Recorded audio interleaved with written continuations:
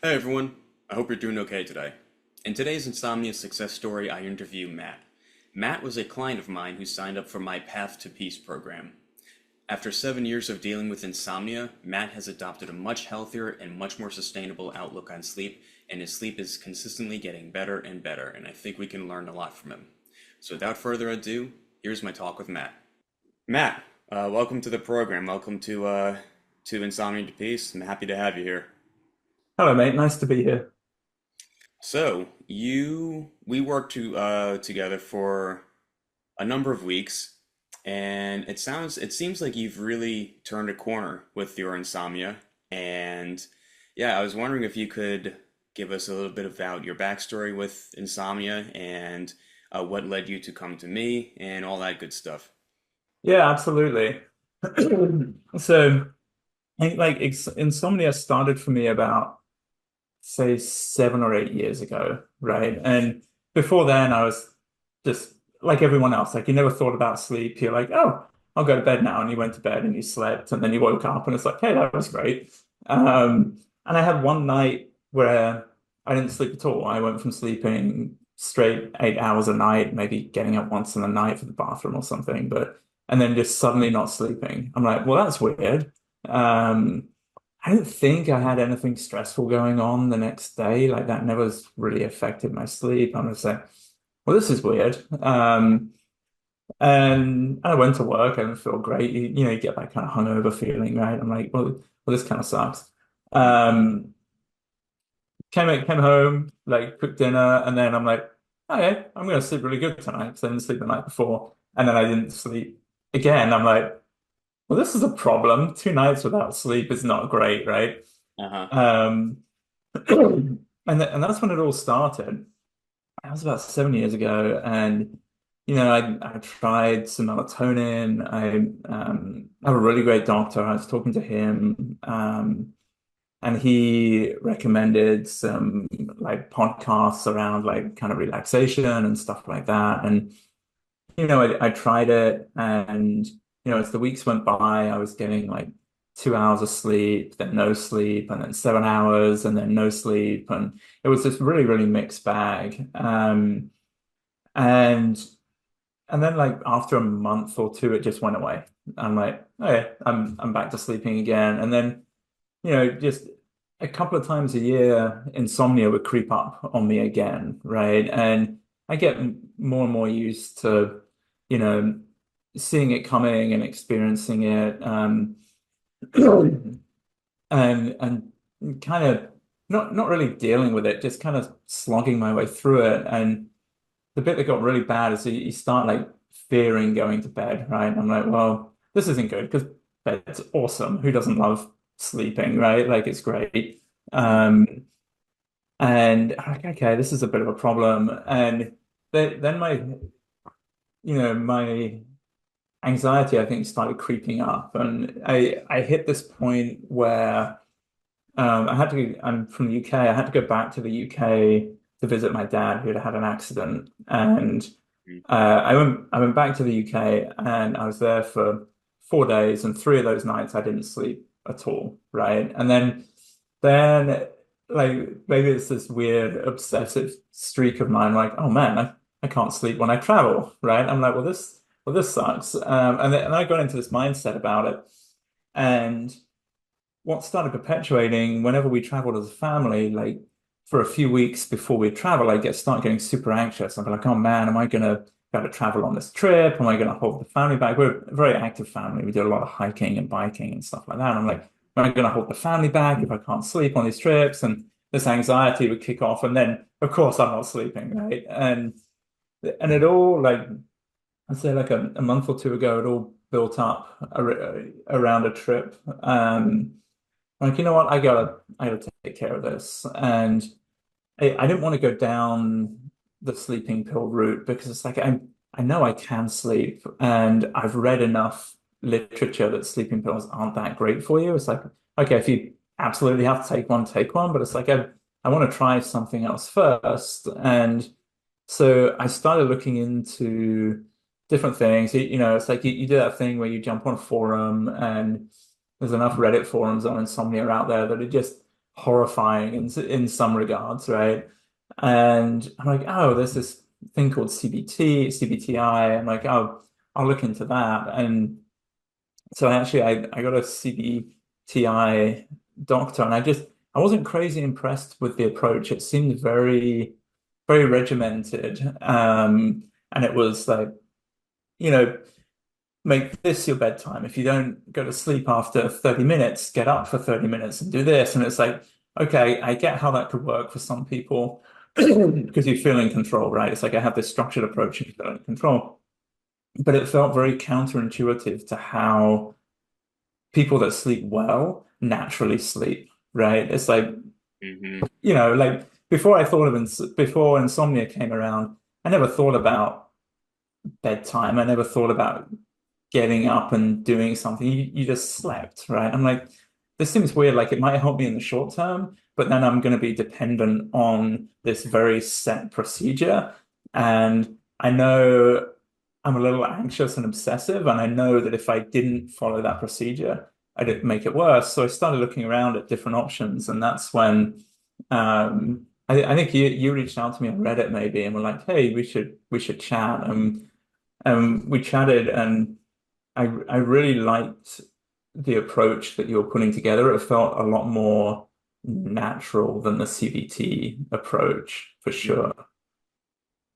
Yeah, and there's so many things that we could talk about in your insomnia recovery story. And one of the things that, the first thing I want to say for anyone listening is that your story, Matt, there's so many aspects of it that are so similar to so many other people who are going through this awful, mysterious thing known as insomnia, and including my own story too, where we slept great our whole lives and then suddenly something happened, and for whatever reason our sleep system seems to be totally destroyed, and we start doing the traditional uh, conventional wisdom stuff. Oh, melatonin, magnesium, avoid the blue light, all that, sleep hygiene stuff that is well intentioned.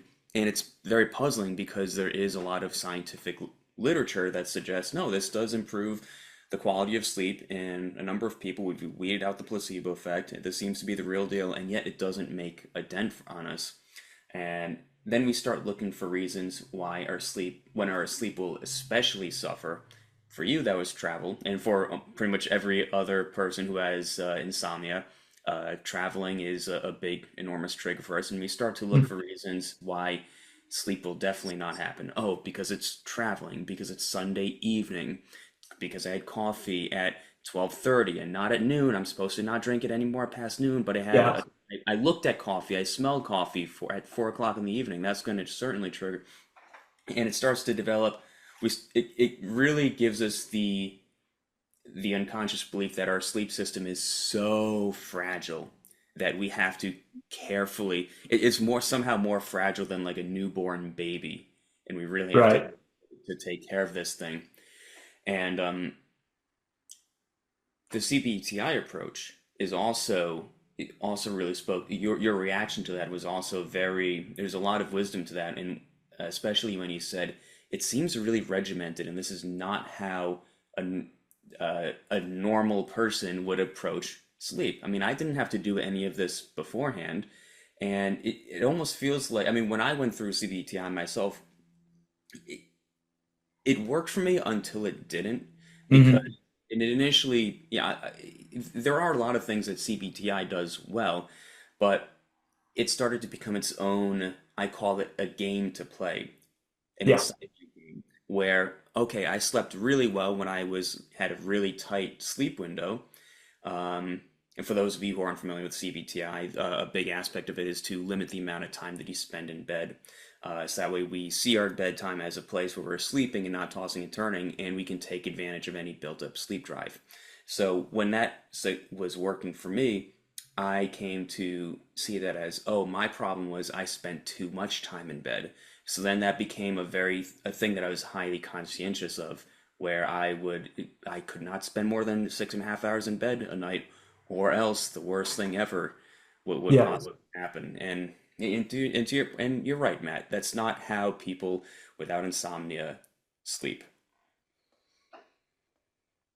Yeah, I think it was interesting to me, right? And like I'm one of those people where if if I have a problem, I'm going to do a lot of research to fix it, right? And it's like, if you have something complicated to do at work or you want to learn a new skill or something, it's like you read about it, you practice, and you do a bunch of you do a bunch of work around that. And I was doing that with Insomnia. I'm like, okay, I'm gonna read all the documents, I'm gonna watch all of the podcasts, I'm gonna try all of these different supplements and everything else, right?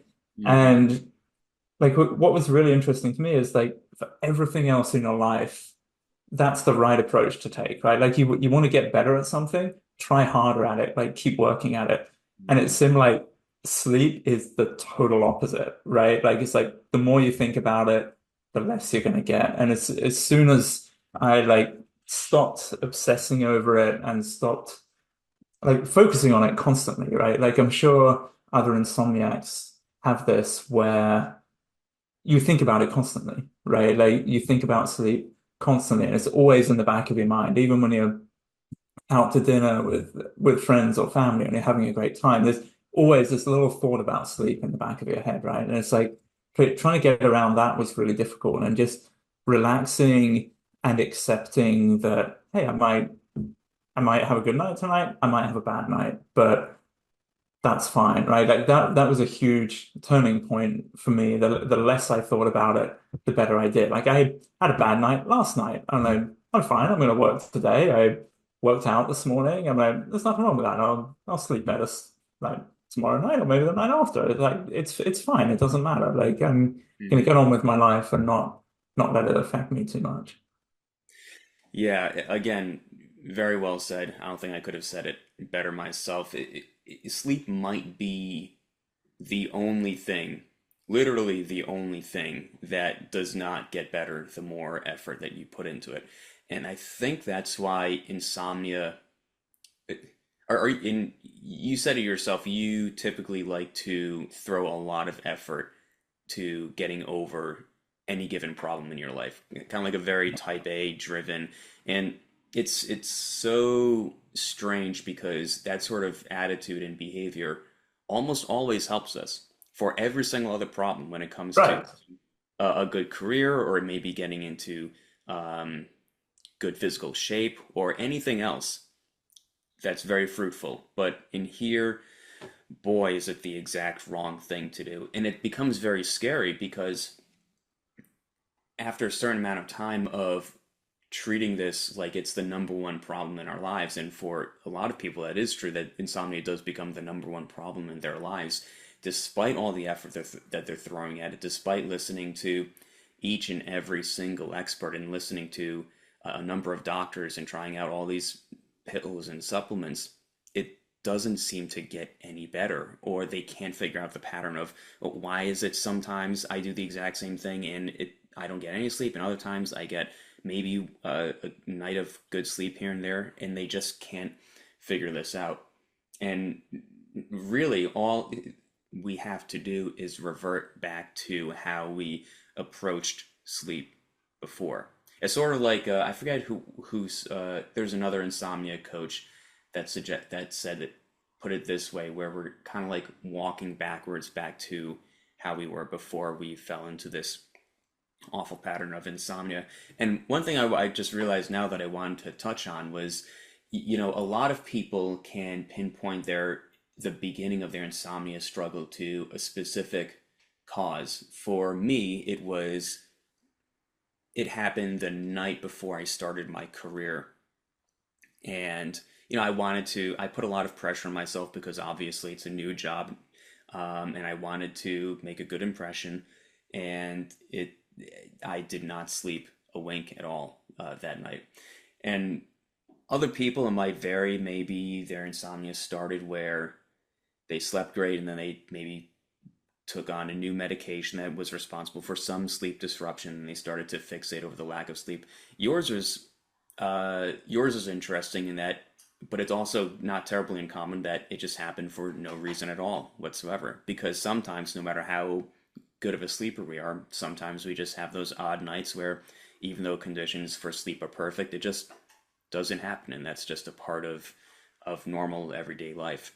And then, but what's really what when it turns into insomnia is that when we start to look at it and see it as this problem that okay, time to bring out the big boys guns.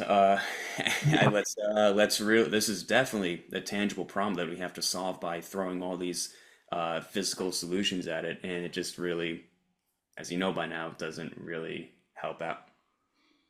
It doesn't, and it's like, I mean, if all of the pills and all of the medications worked, like you wouldn't have a job, right? Like we wouldn't be talking now. It's like, oh no, I'd just pop a hey, go to sleep tonight pill and I would be done, right? And it's like I still like occasionally take magnesium and I found B vitamins can help me, but it's like Hmm. it's not like I took some stuff last night and I didn't sleep. It's like it's not like the key component, right, to help you sleep. And I think like some of that just is going to make it worse because you start becoming dependent on this routine of like, okay, I want to go to bed at 11:30. I've got to take my melatonin at 10:30, but oh crap, I've got to go and pick my kid up from a play date at 10:45. And then it's like, oh man, I'm just going to have a bad night, right? And it's like, well, you've just set yourself up for something bad. And if you can remove those factors and just put it back on yourself and be like, you know, ex accept whatever is going to happen, then not being reliant on something, I think, is much more powerful than taking a pill. Like you can solve it yourself. You just gotta kind of work at it, work at not working at it, right? Yeah, yeah, that's a good way of putting it. And another counterintuitive aspect of insomnia is the fact that we think because we've adopted the idea that our sleep system is so hyper fragile that we have to take care of it. It's really akin to an abusive relationship where we try as hard as we can to appease this other party. In this case, it's insomnia. And I heard you do a little bit of that just now where you said, "Oh man, okay, I have to go to bed 30 minutes early tonight, so I have to go to bed by 11:30, so I have to take melatonin, but wait, I have to pick my kid up." So like insomnia, like it's like every other part of your life is downstream of insomnia, if Right. that makes sense. That's the Yeah. number one priority. That's the number one thing that we have to make. We have to make that happy or else. And if I can go back to what you said earlier, where you use the example of, let's say you're out at dinner with friends and family, and you have those annoying, consistent, nagging thoughts, and you said that it's easier to not think about it. If I could put my own spin on that, it's more so, I think it's helpful to realize that those thoughts are going to pop up. It's the most human thing in the world for those thoughts to pop up. So we don't want to think that, oh, if a thought about sleep pops up, that's bad, that shouldn't happen, or whatever. Because good luck managing your mind from Yeah. producing those thoughts, especially for something as uncomfortable and scary as insomnia. It's more so, to your point, accepting that those thoughts are going to pop up and it's fine. It only becomes really unhelpful when we start to dwell on those thoughts. Like, so for example, if a thought pops up that says, you did see that commercial for that new brand of melatonin. Are you sure that we haven't explored all possibilities? Maybe we should. Let's just talk to our doctor first about trying that out. And man, if it doesn't work the first night, you know what you got to do. You got to play around with the dosage. And if that doesn't Yeah. work, you got to take it 15 minutes earlier than the time that you know what I mean? Like we're playing all Yeah. these stupid games that just are not sustainable and just Yeah. the life out of um, suck the life out of our life, for lack of a better term. It, totally. And like I've definitely been down that path um and like the less you do it and just accept it the better. I think you're really right. Like you can't control your thoughts, right? It's like so many thoughts pop into your head every day. It's like why are you indexing on this certain one, right? Like you can be scared of 100 different things, right? And so I think it's really, really awesome where it's like, yeah, have the thoughts and accept that you're having them and then kind of just move on, right? Understand they're there. And I think you were like, yeah, you can just, identify them and know that they're there and you don't have to give them any weight and then just move on, right? Hmm.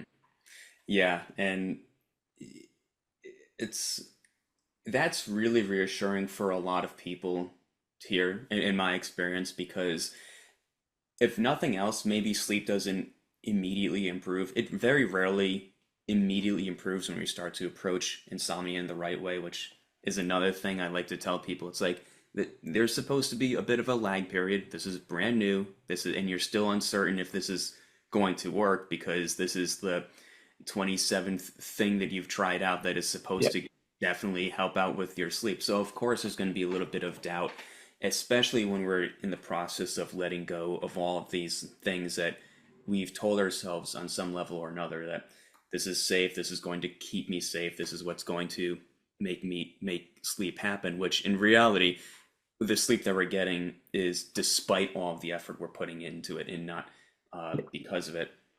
And darn it, I totally forgot the next thing that I was gonna say. Yeah. Shoot, what were we just talking about before that? The thoughts about Kind of sleep. acceptance of thoughts. Yeah, and when we start to realize that we don't have to monitor each of our thoughts and sit with them and try to force those bad thoughts into good thoughts and convince ourselves that it's fine, really it does. It's a relief to know that we don't have that burden. It's a Yeah. big chore. It's such a huge chore that we've given to ourselves, that takes up every single waking moment of the day, whether or not we've slept or didn't sleep. It's this constant Yeah. cloud. I think it's really, and maybe you can speak to this too, to know that we don't have to give ourselves this enormous responsibility. I mean, you're a father. You have enough responsibilities as it is. We certainly don't need to add another one on top of our lives.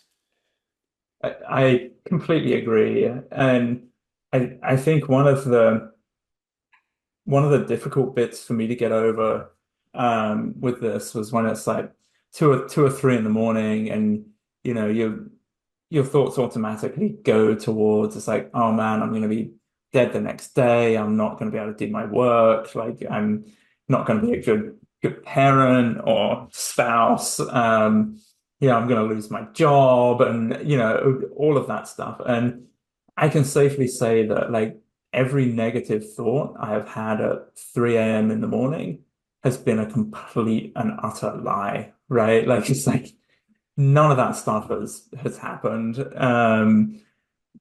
I've had insomnia on and off for 7 years, and my career has progressed great. I have a wonderful family life. Like none of that stuff I've told myself at 3 a.m. about what's going to happen has even remotely come close to coming true, right? And it's like that's so reassuring for me when you do have a bad night. And like you said, it's like recovery from insomnia isn't I'm gonna get 8 hours of sleep every single night for the rest of my life, right? It's like no, it's more just about your mental approach to sleep and understanding that you're gonna have bad nights and good nights and everything else, right?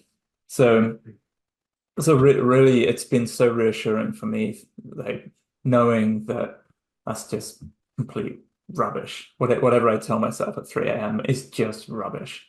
Yeah.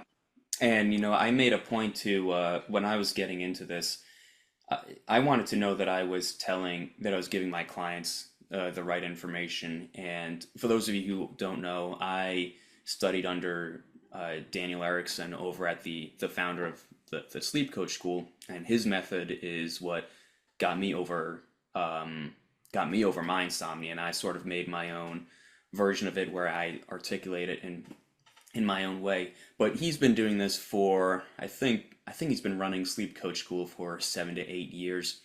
And I wanted to ask him because he's worked with hundreds, if not thousands, of clients at this point. And I asked him, a lot of people are very, especially driven men like yourself, Matt, have this concern that because their sleep is currently suffering, um, they're not going to be able to excel at their career. And if they don't excel at their career, then they're going to get a divorce, or no one's going to love them, or everyone's going to hate and disrespect them for the rest, and they're going to end up homeless. And we can see Right. how quickly this catastrophizing sense can spiral.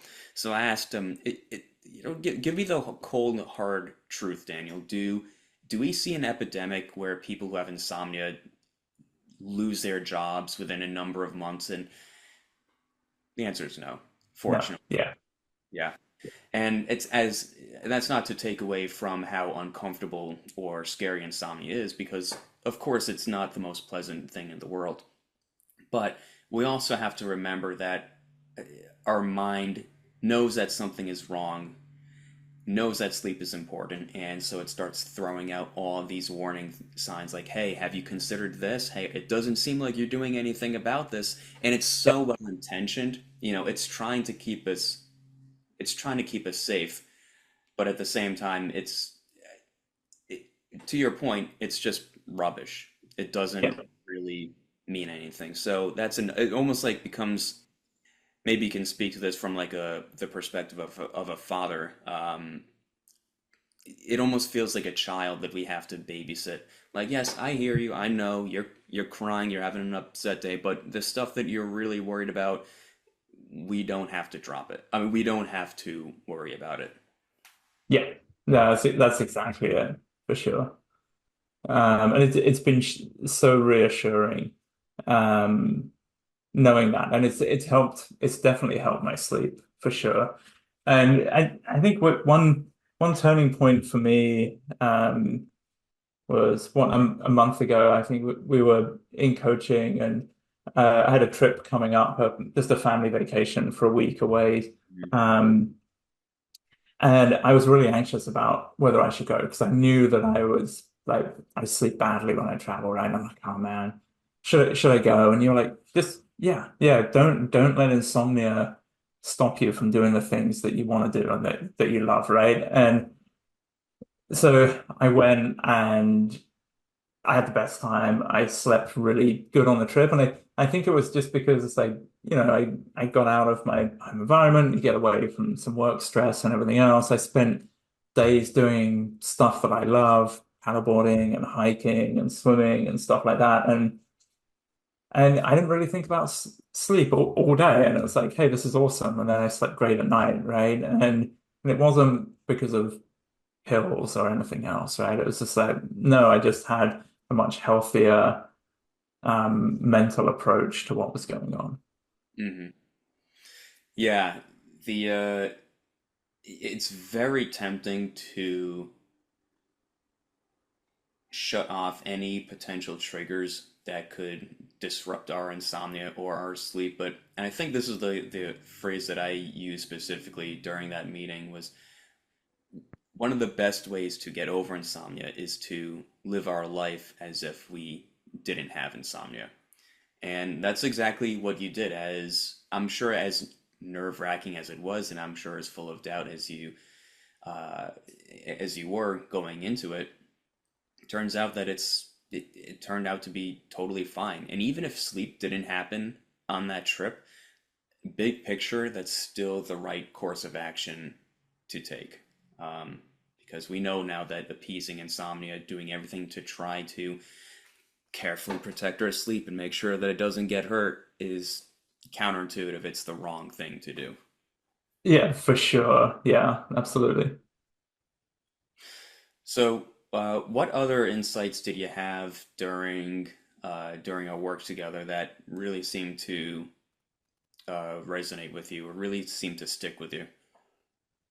Um, I think like the big one really was just, acceptance, right? And I think that was the thing that was so different to me from the CBT thing, right? And like just accepting what's going to happen, and find something that you enjoyed doing for, those periods that you're awake at night, right? Like the worst thing is just laying in bed getting angry. I've done that, right? Like I've spent so much time laying in bed being angry. Like my wife could tell you, like she probably keeps a tally of the amount of times I've like chucked my pillow across the room and swore and just been upset because I wasn't sleeping. And it's like Mhm. I'm past that stage. And it's like, all right, like I'll get up and I'll sit on the couch and I'll read a book for a bit and just kind of wind down. And in a weird way, like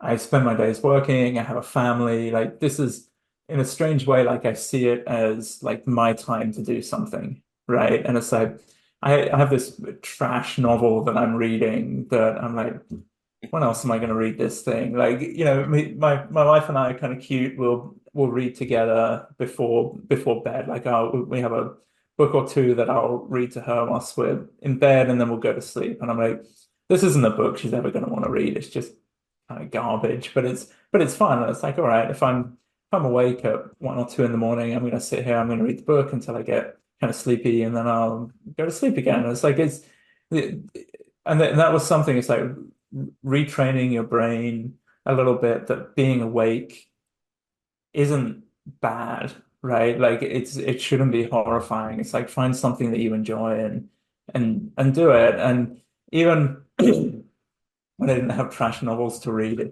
so sometimes like my day job is a lot of solving problems, and some of them are quite complex. And just having that free time to maybe just lay there and think about some of the problems in your, that you've been working on for weeks or months can be really helpful. Like you would think it would almost be counterintuitive that it would keep you awake thinking about this stuff, but for me, it's kind of been the opposite.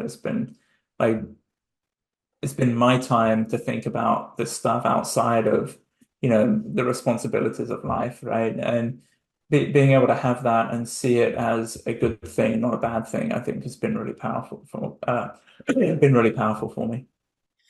Yeah, I couldn't agree more. As I've come to find that as I don't think I ever consciously made that shift for my recovery journey because I think it was harder for me because the only thing that I wanted at that point in time was sleep. But as my recovery has progressed, I'm coming up on like a year and a half of being over insomnia. I've started to naturally, organically come to view when, on the off chance that I do have a bad night of sleep, I'll see it as, oh, great, this is as a genuine opportunity. I don't have to force myself to see it that way. I don't have to there's no mental mind games about it. It's more so I genuinely respond to it as, oh, cool. This is more time that I get out of the day. Because I think we've all had that, especially as driven people, that desire that we did have more time in the day, and that as good as sleep feels, man, it would be cool if I could only sleep for 1 or 2 hours a night and be totally fine because there's just a lot that I have to get done, Right? Yeah. you know. And so to reframe that wakefulness experience as a timer, oh, this is just more me time, or this is more Matt time, where you get to do whatever, read um, whatever novel it is that you wanted to pick up, and that can be that's a really powerful way of reframing wakefulness at night as this horrible, terrible thing that we can't escape to. All right, perfect. I got what I wanted. I definitely, and I think like the hardest bit for me was making that mental switch, but making it like it has to be genuine, right? Like you can't try and like pull one over on your brain, right? And be like, hey, no, I'm gonna really enjoy this tonight. But deep down, you're like, I'm not gonna enjoy this. Like I'm awake. Like you have to really consciously believe it and work with it. And that was the bit that took me a while. Like I definitely tried, just tried very shallowy, shallowy convincing myself that, you know, it's fine to be awake. But deep down, it's like I knew but it wasn't. And it's like only when it felt more genuine and I was actually really absolutely fine being awake at night did I start sleeping so much better, right? And then, like you said, on the off chance where you do have a bad night, it's like, all right, yeah, I'll stay up and I'll read a book, I'll think about my work, I'll do whatever, like whatever makes you happy, right? Hmm. Yeah, and to give some reassurance for other people who might be listening who are telling themselves, man, I don't know how Matt did that. I don't know how, because that seems next to impossible to not have some sort of subconscious desire. I think everyone who's had insomnia at some point in their lives, even if they've been recovered for, they've been in recovery for like 5 years and their sleep is great 99% of the time, when they do have those off, the occasional off night, I think it's perfectly normal for there to be a little voice in the back of your head saying, man, I kind of wish I was asleep Yes. by right now. But that's okay. We don't have to, getting over insomnia doesn't look like not becoming human. Because Right. that's not going to Yeah. happen.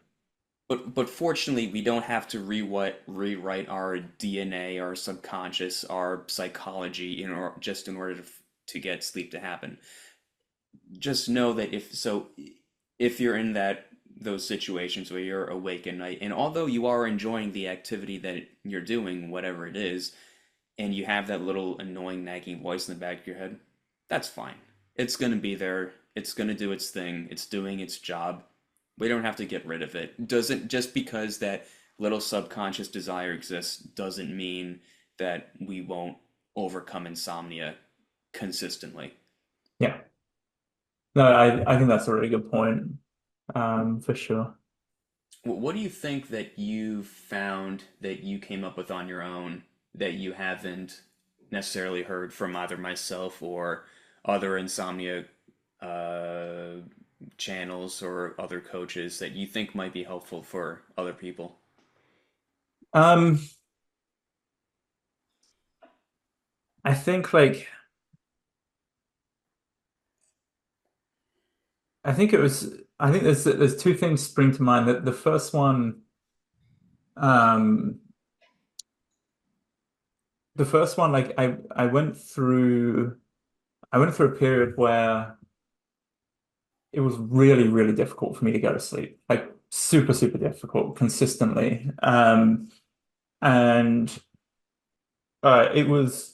it started on a trip back to the UK. We're traveling around looking at some universities for my son. And like I was having the hardest time going to sleep. Like it was like 5, 6 hours. This is way before we started working together. 5 or 6 hours I'd be laying in bed and not being able to go to sleep. I get a couple of hours of sleep and that was it. And it's probably bad. We went to one university in the UK and there was a demo. They were giving a demo lecture on some mathematics, and it was way beyond my level. My kid's a big math kid. It was way beyond my level, and we were Mm. sitting in there, and it's like the lights were low. The guy was like droning on about some advanced calculus techniques, and I was sitting there, and my head starts to drop, and my eyes start to close. I'm like, and it was at that moment where I'm like, okay, I wasn't even thinking about going to sleep right now, but I am nodding off in the middle of this lecture, and it was like, okay, clearly, like I can sleep. I'm not broken. I can sleep. I've got some hurdles that I have to get past, right?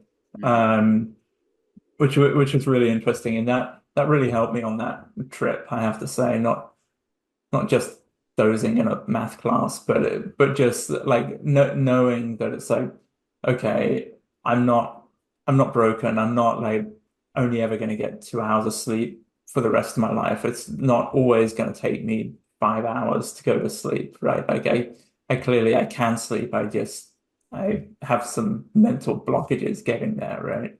Yeah. Yeah, that's a very reassuring. I'm very glad that he's shared that because there's somebody that I'm working with now and they have the same concern where they're at the beginning stages of their recovery and they're saying they're having a lot of very difficult nights back to back to back. They're concerned. They have the same concerns that everyone else who has insomnia has gone through, including myself, including you. I'm gonna be the special case. I will always have this forever. Nothing's gonna work. This is what the rest of my life is gonna look like. And yet, they're able to not. They're catching themselves nodding off in the middle of the day, Hmm. just like what you described. So that tells me, or that tells us that hey, your sleep system is still working. It's still intact. It's still there. You haven't erased it or broken it in any way. It's just to your point, like there's just something going on at nighttime, and as we know by now, that little something is called hyperarousal. It's this thing that comes up that where it's our response to it comes about because we've developed this fear of wakefulness at night. And the one thing that it's excellent at is masking sleep drive. Our sleep drive is really high. Our hyperarousal is also really high. So Yeah.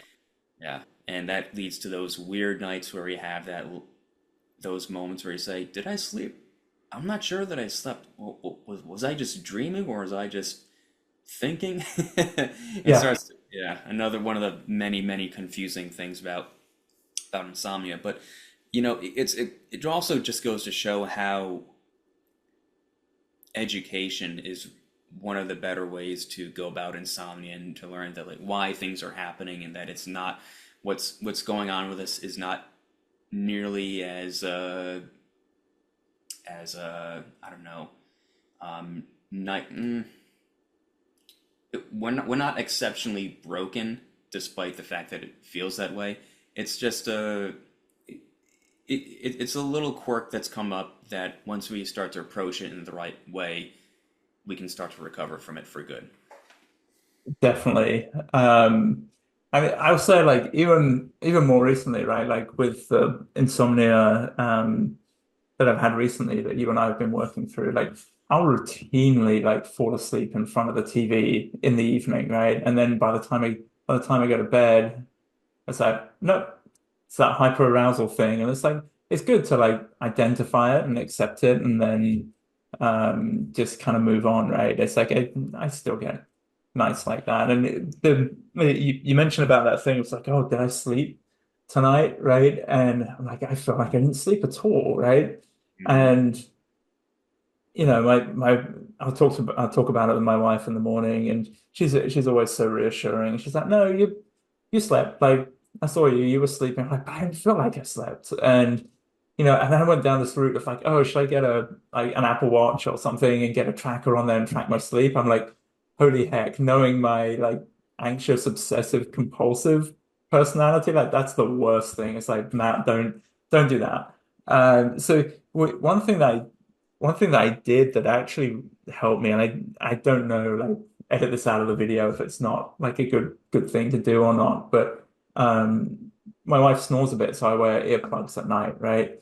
And one night I found that I was so tired. I fell asleep with an earplug in my hand, like whether I was taking it out or putting it in, I don't remember, but I fell asleep with an earplug in my hand, and I woke up and the earplug was like in the bed somewhere, and I'm like, oh, okay. Like, and I didn't think that I slept, but clearly I did because this earplug was like somewhere in the bed, right? And so, like, occasionally now, like, I'll go to sleep with a earplug or something in my hand, and then it's like, if it's one of those bad nights, where I'm like, ah, I don't think I'm going to sleep. I'll go to sleep with a earplug in my hand, and sure enough, like, I'll have been completely convinced that I didn't sleep, but yet, this earplug is off the side of the bed or something. So it's like clearly I slept, my hand open. I fell asleep, and like just having something to reassure me that that happened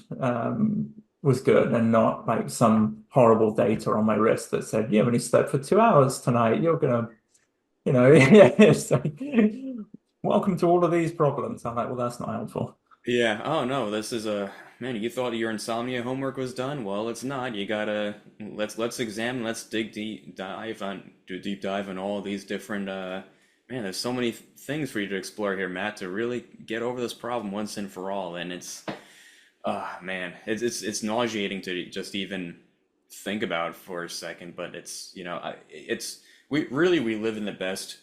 I'm so glad that sleep isn't this thing that we have to manage and control and maintain and adjust when our sleep isn't so good, because that would just complicate sleep a million times more. Like, imagine if I told you, okay, let's look at the numbers, Matt. You've only slept 3 hours tonight and 4 hours the previous night. Okay, so what we have to do is we have to pull up protocol ABCBD and do this all in the right order. And I mean, my stuff by now.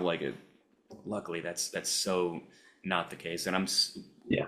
I'm very grateful that we live in a world where that's the case, because man, that would just make my job and your recovery so much more harder, you know? Yeah, yeah, absolutely. It's just it's weird because we do live in this world where there is so much data that we could gather on sleep and every other aspect of our lives. There's a million different things that we could try to improve our sleep, from pills to podcasts to sleep coaches, right? And it's like this, from the 7 years of having insomnia, there's only one thing that's worked, right? And for me, and that's been the approach that I've had working with you. And I remember, like, I stupidly asked you, like, hey, how long is this going to take? Right? And I'm like, that's kind of the wrong approach to this, right? Like, it's more of a journey. There's going to be ups and downs, and the work that you have to do is almost not working at it, right? In a weird way. It's like, here's some structured ways of approaching your thought process around sleep, which are beneficial, but try not to think about it. And almost in a weird way, it's like, hey, did insomnia exist 1,000 years ago, right? Where we didn't have, you know, all of this data and knowledge and the science and everything else around sleep. It's like, what did people do back then? I'm going to hasten to guess and say that it was probably much less common than it is now. Yeah, you might be onto something. I've thought about that, as well as well-intentioned as collecting all this knowledge and data about sleep. You know, as well-intentioned as it is, and a part of me is glad that we're doing it because it is an important thing. But on the other hand, the more that we become aware of, like, oh no, it's important, but at the same time, we shouldn't make it a priority. And that's something that I think is really exacerbating a lot of people. I mean, I've known people that have slept perfectly, and then they hear about how important sleep is, so they try to optimize it, and they do Hmm. the same sort of stuff what's that billionaire's name? Brian Johnson, I think his name is. Yeah. Yeah. And the guy talks about getting like 10 to 11 hours of sleep or something ridiculous, and people try to emulate that, and then their sleep starts to suffer, and then they develop insomnia as a result from that. So, yeah, I think it's best if we just leave it alone and let it do its own thing. And by the way, your question that you asked me earlier, it's not a stupid question. It's the most understandable question to ask in the world of how long is this going to take? And it's one of those things that's best to not have an answer for, which makes insomnia coaching very hard to do. Because, I mean, from your perspective, I mean, like, I'm so glad that you decided to take this leap of faith in working with me, because you had every reason to think that what I was going to do was not going to be helpful for you at all whatsoever. Because in terms of like the authority hierarchy, I'm at the bottom of the totem pole, because I mean, you've gone to medical doctors, you've gone to CBTI specialists, you've listened to all the podcasts, you've taken prescription medication, you've done the supplements, I'm literally the last guy that you went to, and I have the least amount of credentials, because what are the odds that all these things, all these experts couldn't help you, and the guy that has 150 subscribers on YouTube could help you. You know, like what are the odds of that? So it's totally understandable to have that skepticism. I tell people, you know, I've been doing this for coming up on a year now, that convincing people that I can help them with their insomnia is about 100 times harder than getting people over their insomnia. And they have every right to be skeptical. I mean, how many things that does the average person with insomnia have? How many things have they tried out to get better sleep that ultimately failed? And it's like, okay, I'm gonna give, sure, this John guy really has all the answers, even though my general practitioner, my sleep physician, didn't have the answers. So it totally makes sense that people have these very understandable questions of how long is it going to take for me to get over this insomnia, and then that confidence is wavered even more when I say, despite the fact that this is totally true, we don't want to put a timeline on things, because that Yeah, almost makes me sound like a almost like a like a huckster or a grifter or whatever. It's like, oh, yeah, I we don't know, you know, but better yeah, keep yeah. me until, because, but unfortunately, or for better or for worse, that is the case. It is, and it's like it's with everything I've tried. Like I've seen four four different doctors for my insomnia, and I think the one thing that's common between all of them is none of them have had insomnia, right? Like, or as far as I know, right? Like, none of them had insomnia, and they're like, oh, just take this pill. Like, I've had two doctors that were like, oh, we're gonna put you on Ambien or Lunesta or something like that. I'm like, that's not what I want to do. It's like if that's what you want to do, that's fine. But for me, like, I know I can sleep. I used to be able to sleep, and it's like I think one of the reassuring things for me was, going through my insomnia, first of all, where I had the longest period I'd had with no sleep was 3 days, right? And then it started to get pretty scary because I'm like, oh, am I going to start hallucinating? Because that's probably not going to be fun. It's probably not going to be like a good hallucination. This is probably going to be a bad one, right? And and I'm like, oh man, I'm like, there's no way I'm going to be able to sleep again. Like, clearly I'm broken. Clearly I'm going to have to take sleeping pills, or I'm going to have to do something. And Hmm. then I slept. I'm like, okay, I'm not broken. Like, my sleep drive is still there. I can still sleep. And I think fundamentally, I'm sure for most people that's the case. I'm sure there's some people with some extreme medical conditions that are otherwise, but just that reassurance there was pretty great. And then I think like finding support from somebody that had been through it and had a really similar case of insomnia to what I had was critical, because I think until you go through it, you don't understand the mental drain, and you don't understand how complex the problem is just mentally, because I firmly believe it's just fully a mental problem. Especially for me, like it can't be anything with my physical makeup. If I can sleep fine one day and then the next day I can't, right? Like, clearly, like, my DNA hasn't changed overnight, most Hmm. likely, right? Like, I mean, it's something there. It's just not the case. So finding somebody that has actually been through it and come out the other side, um, was really what I wanted. Like, I was done with doctors telling me to take XYZ pills or follow this very controlled, restrictive program, and then log all of my sleep habits and everything else. I'm like, this just this is making me think about sleep more, not less. It's just not helping. And so I think that was the one thing that drew me to your program was you've been through it, you've come out the other side. We had similar stories, and you know this this is probably gonna be the most help, and it has been for sure.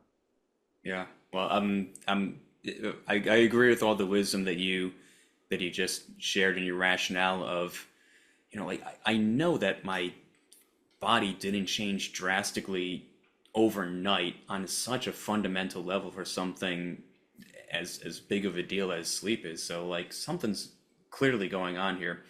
And I am glad that you decided to that you were, I guess, open-minded or interested enough to find somebody like me who has been with it. And it's it just to speak to the doctor thing one more time, and how demoralizing it can be, because when I went to see a number of medical professionals, and it's so demoralizing when they have nothing for you, or maybe Hmm. a prescription, and Yeah. it's like, man, like, is this really it? This is because I'm going to modern day medical science, and they're telling me that they don't have an answer for me. Yeah. And it's really scary and demoralizing to hear that. But at the same time, for anyone who's had that experience, take it from Matt and me. Matt and I, we went to same thing, but that's okay. We don't. Maybe someday medical professionals will be able to address this in a better way. But until then, that's fine. There are more sustainable, healthier, and easier approaches too. We don't have to treat sleep like a part-time job. Oh, absolutely. I think like I tried trazodone for a while, and it's like, hey, I think we talked about it during coaching, but it's like, hey, I got really great sleep when I took trazodone, and then I had one night where I took traz and like I got 2 hours of sleep, right? I'm like, well, is it the pills, right? Or did I just say I can't remember the term you used about like offloading some of that stress and burden onto the medication, right? And that was a pretty powerful moment for me as well, where it's like, okay, it is something that I can control. This is a mental thing, Yeah, right? That I can control. And that's reassuring for me for sure. yeah. Well, I know that you've got another meeting to attend to soon. Before we wrap things up, is there anything that you would tell others who are currently dealing with insomnia that might be reassuring for them to hear? You've given us some Um, already, but if there are any final words? I mean, I think like it will get better, and that's the hardest thing to understand, right? Like it will get better.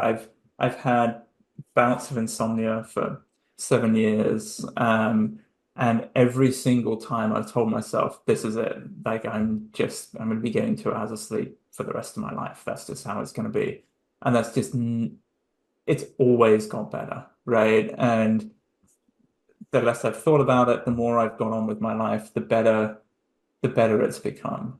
So it's always going to get better. Yeah, and it's so hard to believe that, right? Like when you're running on fumes, but just that constant belief that it'll get easier, I think is big.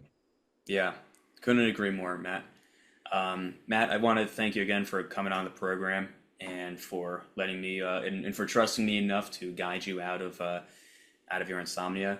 And yeah, I think this is going to be very helpful for a lot of people. So thanks for giving back to the community, and giving us your time.